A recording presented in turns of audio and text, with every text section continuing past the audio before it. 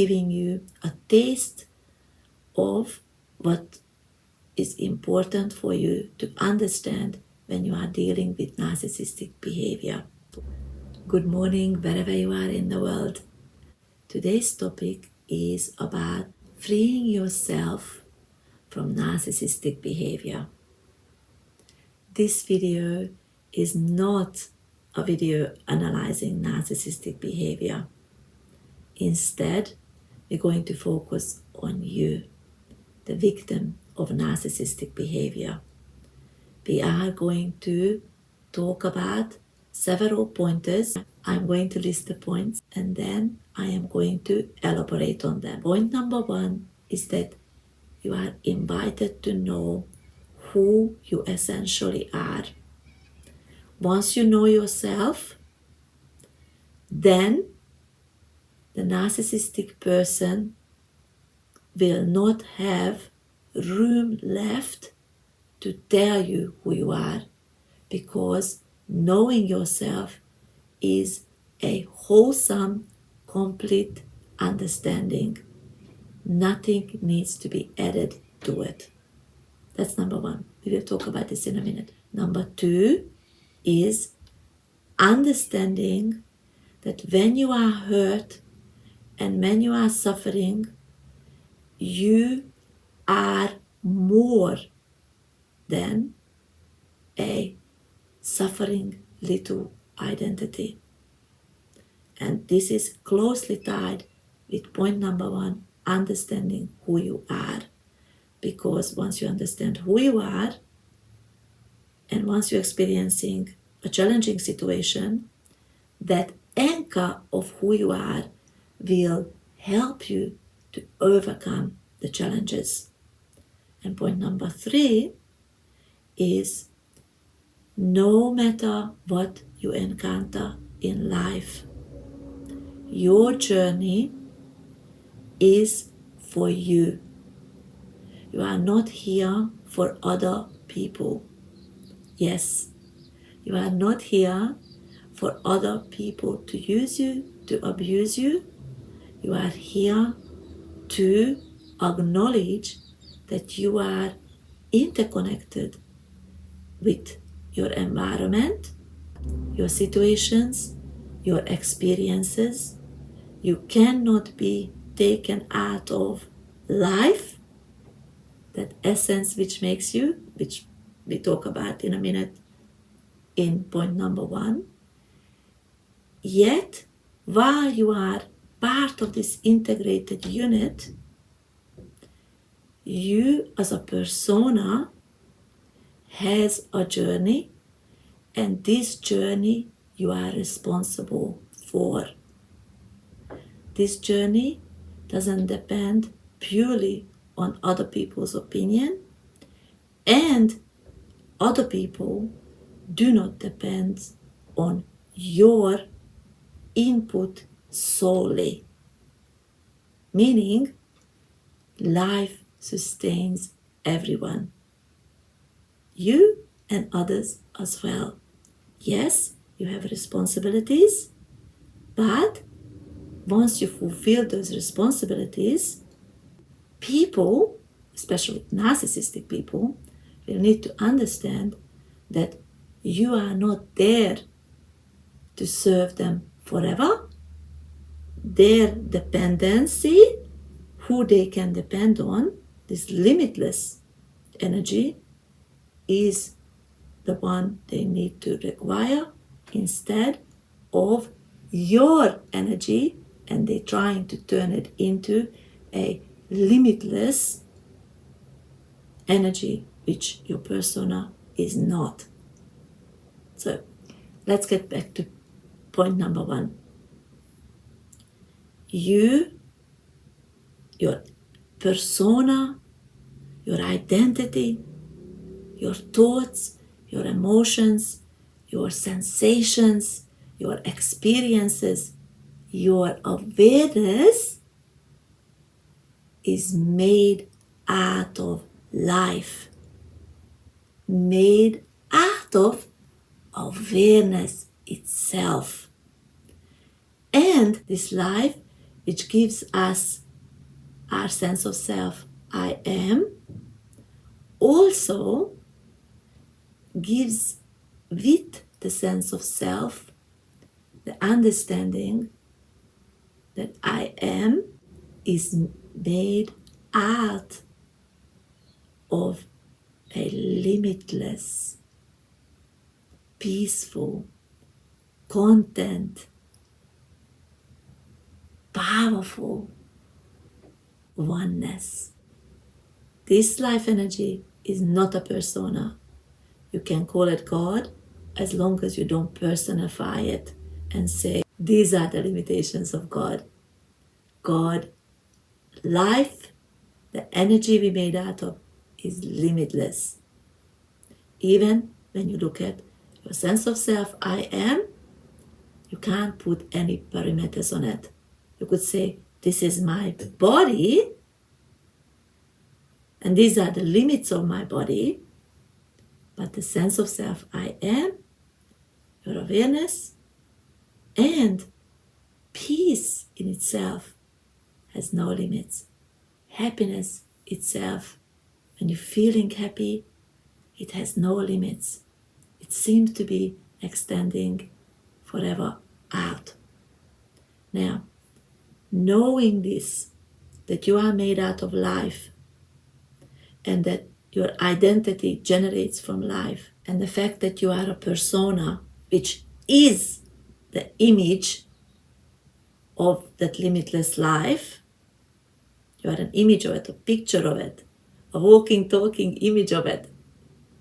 Does that make sense?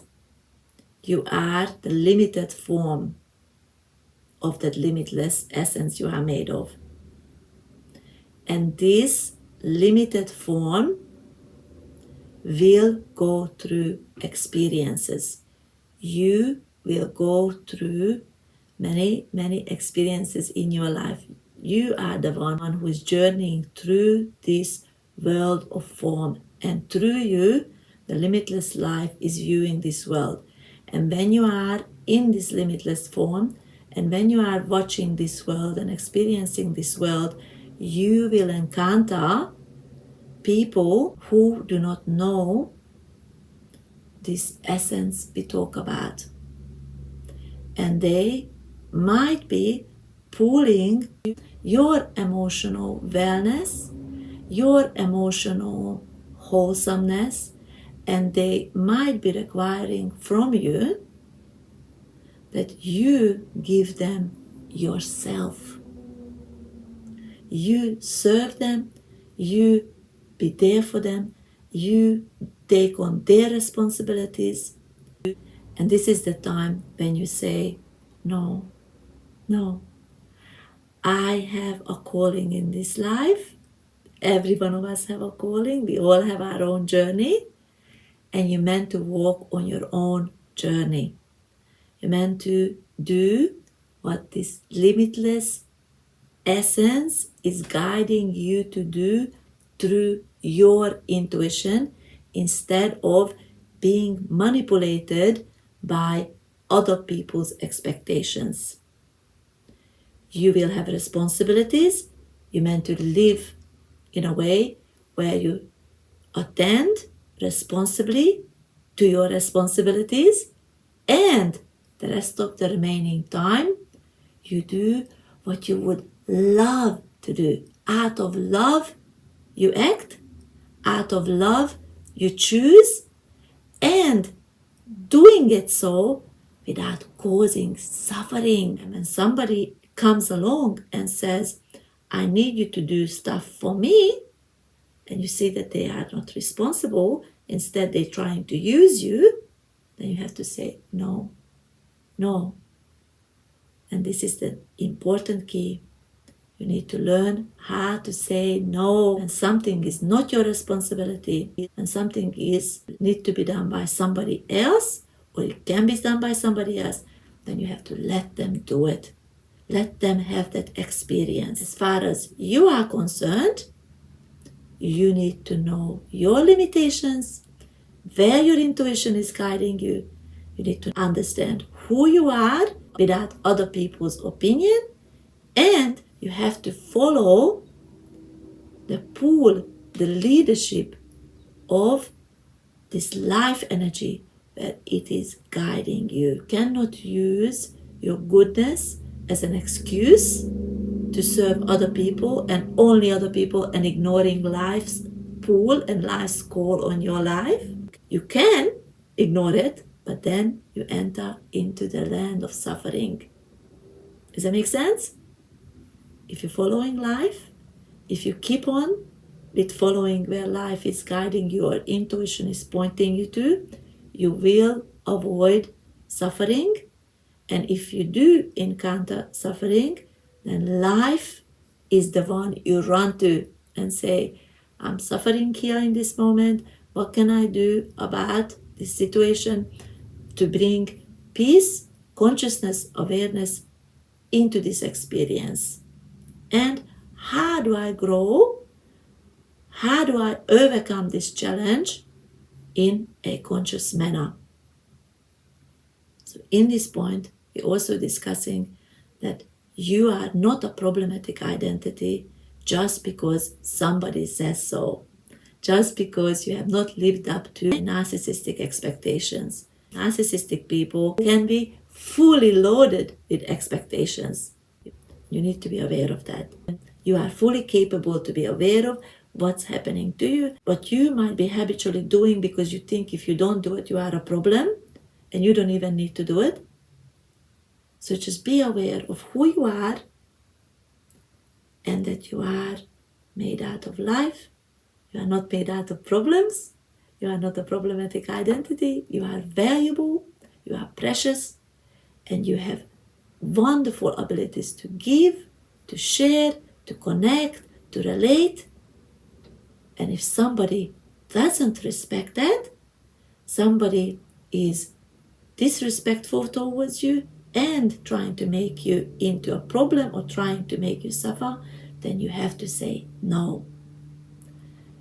And that leads us to the last point, which is you are not here for other people to abuse you or use you in an inappropriate way.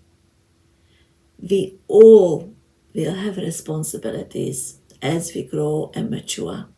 The more conscious you become, the more responsibilities will be handed to you.